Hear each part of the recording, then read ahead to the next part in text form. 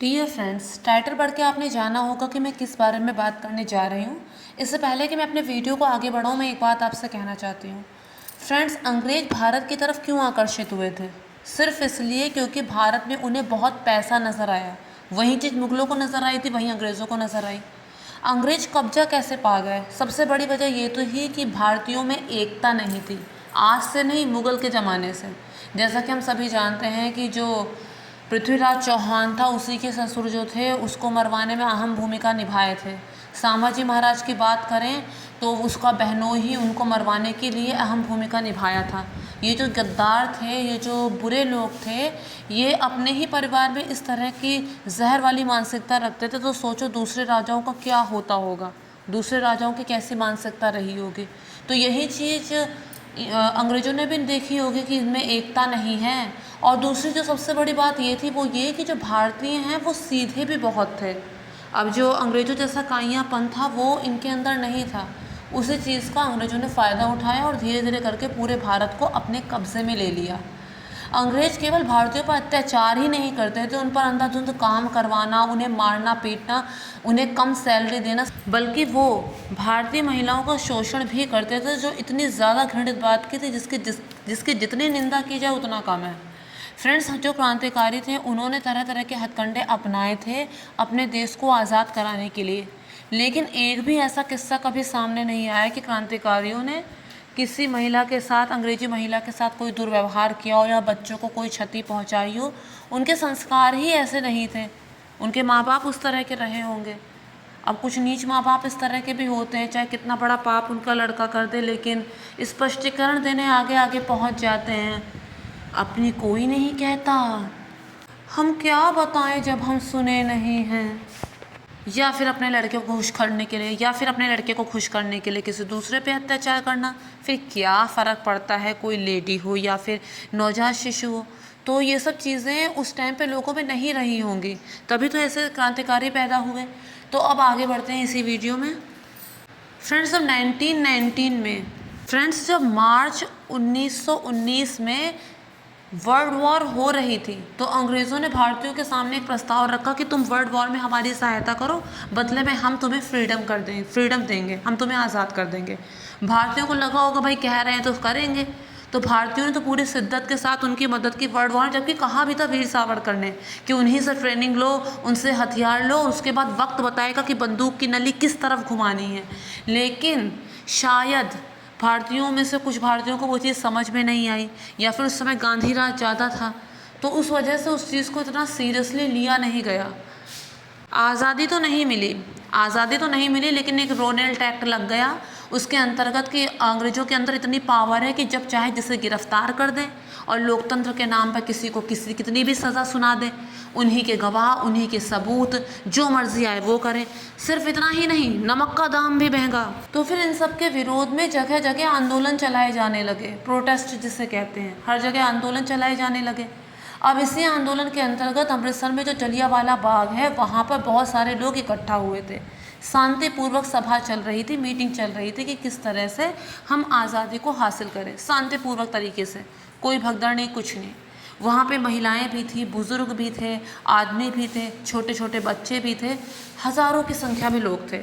लेकिन उस पार्क में अंदर घुसने का एक सकरा रास्ता था। तो जो जनरल डायर था उसने क्या किया, उसी सकरे रास्ते पे उसने अपने सैनिक तैनात कर दिए और अंधाधुंध फायरिंग करना शुरू कर दिया।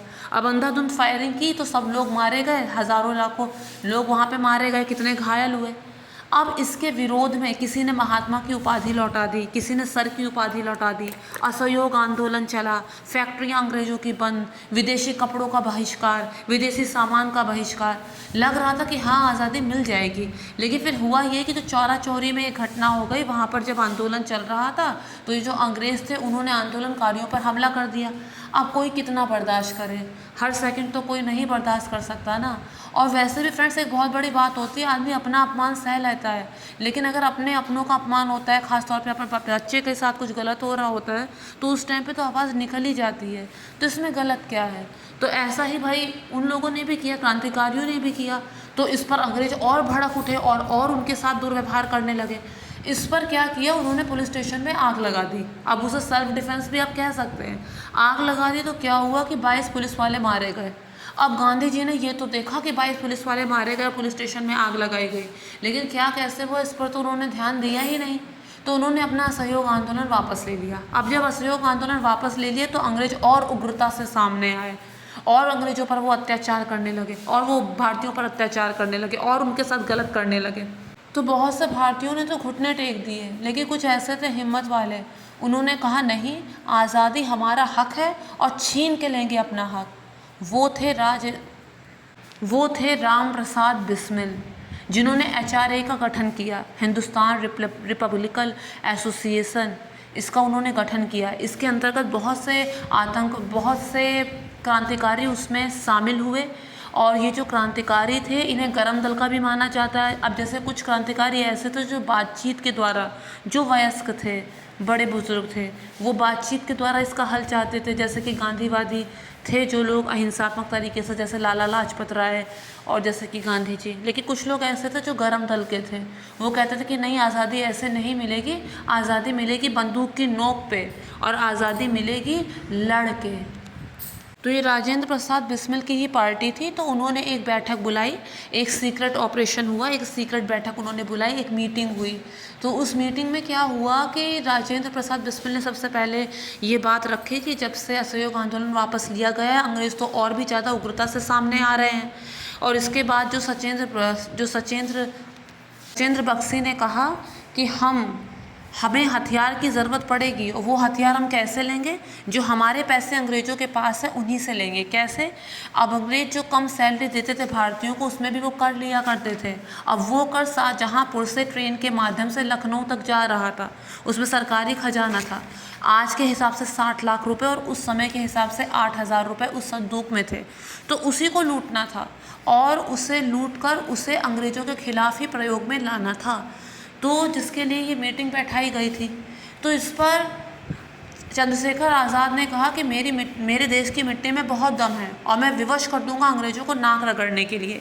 एक क्रांतिकारी थे, उन्होंने काकोरी स्टेशन का नक्शा टेबल पर रखा और फिर आपस से बातचीत होने लगी कि कोच नंबर 2 और कोच नंबर 3 पे हम सब लोग बैठेंगे। कोच नंबर 3 पे राजेंद्र और चंद्रशेखर आज़ाद और सचेंद्र होंगे। अब जब चंद्रशेखर आज़ाद इशारा करेंगे तो उसके बाद ये जो राम प्रसाद हैं वो उसके बाद चेन को खींचेंगे और जब वो चेन को खींचेंगे गाड़ी रुक जाएगी। तो उसके बाद बाकी लोगों को रिवॉल्वर दिखा के काबू में लेना है। उसके बाद जो गार्ड वाला कमरा है वहाँ पर जाना है और वहाँ से संदूक को बाहर फेंकना है। अब संदूक को तोड़ने के लिए हमारे पास बहुत ही कम समय होगा, क्योंकि जो पुलिस है वो लखनऊ से, अगर अंग्रेज़ जो है वो लखनऊ से 15 किलोमीटर का सिर्फ रास्ता है, 30 मिनट का टाइम लगेगा उन्हें काकोरी तक पहुँचने में, और अगर वो आ गए तो फिर सब बंटा धार है। तो इस तरह से उनमें बातचीत हुई। अब उसके बाद अशफाक मुल्ला ने कहा जो गार्ड वाला केबिन होगा तो वहाँ पुलिस भी हो सकती है। तो इस पर जो हेड थे उन्होंने कहा, राम प्रसाद बिस्मिल थे, उन्होंने कहा कि तुम भी चले जाना उसमें, उस केबिन में। और वो सबसे हट्टे कट्टे थे जो अशफाक मुल्ला थे और उन्होंने ही हथौड़ा मार के उस संदूक को तोड़ा था। तो इस तरह से सब कुछ योजनाबद्ध तरीके से ही हुआ। चंद्रशेखर आज़ाद ने मूँछों को ताव देकर इशारा किया और उसके बाद चेन खींच दी गई और उसके बाद वो जो संदूक था उसको बाहर की तरफ फेंका गया और ताला पहले इन लोगों ने तोड़ने का प्रयास किया तो ताला इनसे टूट नहीं रहा था। फिर जो सबसे हट्टे कट्टे थे अशफाक मुल्ला, उन्होंने क्या किया, हथौड़ा जोर से उस पर मारा, तब जाके वो ताला टूटा और फिर वो पैसे को जल्दी से समेट के अपने बैग में उन्होंने रखा। वो जा ही रहे थे तभी उन्होंने देखा कि सामने से धड़धड़ाती एक और ट्रेन आ रही है। अगर उस ट्रेन में अंग्रेज हुए तो उनका प्लान तो अभी ठप है ही, साथ ही उनका जो HR है वो भी ख़त्म समझो। लेकिन वो थी मालगाड़ी, उसमें कोई भी अंग्रेज नहीं था। थोड़ी जान में जान आई। उसके बाद वहाँ से वो लोग चले गए, उनका ये मिशन तो सक्सेसफुल हुआ। लेकिन फ्रेंड्स, उनसे एक बहुत भारी भूल हो गई। उनमें एक आस्तीन का सांप भी था, बनवारी लाल। उसकी जो शॉल उसने ओढ़ रखी थी वो उससे वहाँ पर गिर गई। अब भाई प्रोफेशनल तो थे नहीं वो लोग, तो शॉल वहाँ उससे गिर गई। उस शॉल में दुकान का एड्रेस जो था वो टैग के रूप में लगा हुआ था। आप कम से कम टैग फाड़ लेते अगर शॉल गिरानी ही थी या फिर ऐसा हो सकता था तो उसमें टैग जो था उसके माध्यम से दुकान तक पहुँचे, दुकान के माध्यम से उस तक। अब उसके साथ जब सख्ती की तो तोते की तरह वो सब पढ़ उसने सारे जितने भी क्रांतिकारी थे उनका पता बता दिया। अब धीरे धीरे करके सब पकड़े गए। 3 को तो सज़ा हो गई, जो मेन थे इसमें, जो राम प्रसाद बिस्मिल थे, उनको सज़ा हो गई, सज़ाए मौत हो गई उनको। और इसके अलावा अशफाक मुल्ला को भी उसी टाइम पे फांसी की सज़ा हो गई। और इसके अलावा सचेंद्र को भी उसी समय फांसी की सज़ा हो गई। इसके अलावा और दूसरों को, कुछ को काला पानी की सज़ा हो गई, कुछ को 14 साल तक जेल में बंद कर दिया गया। क्यों? क्योंकि इतना डर बैठाना था इंडिया वालों में, इतना ज़्यादा भारतीयों में डर बैठाना था कि ये देखो ब्रिटिश हुकूमत से टक्कर लेने का नतीजा। तो इसके बाद क्या हुआ, सिर्फ चंद्रशेखर आज़ाद बच पाए, तो उनके नेतृत्व में उन्होंने फिर से आचार्य को संभाला। अब इसमें आगे चलकर सुखदेव, राजगुरु, भगत सिंह इसी में शामिल हुए थे, और क्रांतिकारी भी शामिल हुए थे। लेकिन साथ में यहाँ पर भी एक आस्तीन का सांप निकला, शायद जयशंकर प्रसाद था उनका नाम, जिन्होंने बताया था कि साटर्स को किस तरह से भगत सिंह ने मारा था। क्योंकि अगर वो ये ना बताता, अंग्रेजों के आगे ना टूटता, तो शायद भगत सिंह को उस टाइम पे फांसी ना होती। और अगर उस टाइम पे भगत सिंह को फांसी ना होती तो उम्र कैद होती। और अगर उम्र कैद होती तो हो सकता है वो आगे चलकर छूट भी जाते, और जो भारत का इतना सत्यानाश हुआ है वो ना होता। तब कांग्रेस नहीं, तब इनकी सरकार आती। अब जो हुआ उसे तो बदला नहीं जा सकता। भगत सिंह और राजगुरु और सुखदेव, इन्होंने अदालत को मंच बनाया, और साथ ही उन्हें फांसी से भी कोई डर नहीं लगा। पहले तो उन्होंने नहीं सोचा होगा कि तुरंत ही फांसी हो जाएगी, लेकिन जब फांसी, उन्हें सज़ा ऐलान हो गई तो भी उन्हें उससे कोई डर नहीं लगा। बल्कि उन्होंने ये कहा कि अगर एक करतार सिंह सराभा की मौत भगत सिंह को खड़ा कर सकती, तो एक भगत सिंह की मौत पता नहीं कितने भगत सिंह को खड़ा करेगी। तो इस तरह से उन्होंने हंसते हंसते फांसी को कबूल किया।